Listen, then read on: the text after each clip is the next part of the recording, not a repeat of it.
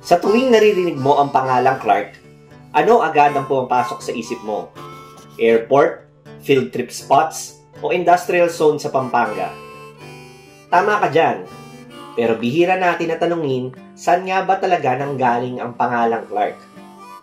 Ang lugar na Clark ay ipinangalan kay Major Harold Melville Clark, isang American pilot. Ipinanganak siya noong ika-4 ng Oktubre taong 1890 sa St. Paul, Minnesota, USA.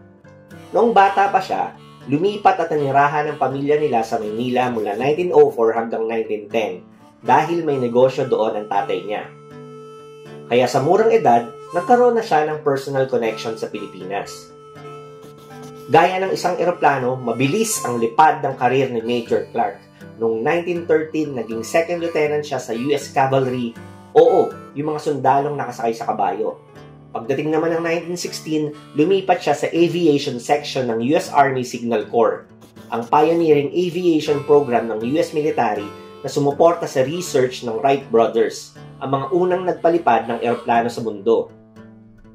Samantala, noong 1917, naging junior military aviator si Clark. Na-assign siya sa iba't ibang lugar bago mapunta sa Hawaii, kung saan siya ang unang nakagawa ng inter-island flight sa mga isla roon.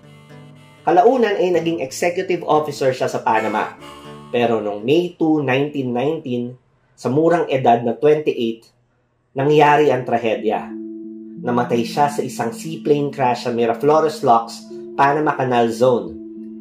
Inilibing siya sa Arlington National Cemetery, kumbaga parang US counterpart ng libingan ng mga bayani natin.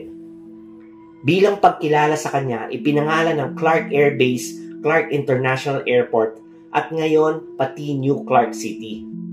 Kaya sa tuwing naririnig natin ang pangalang Clark, hindi lang ito basta airport o industrial hub. Ito ay isang inspirasyon.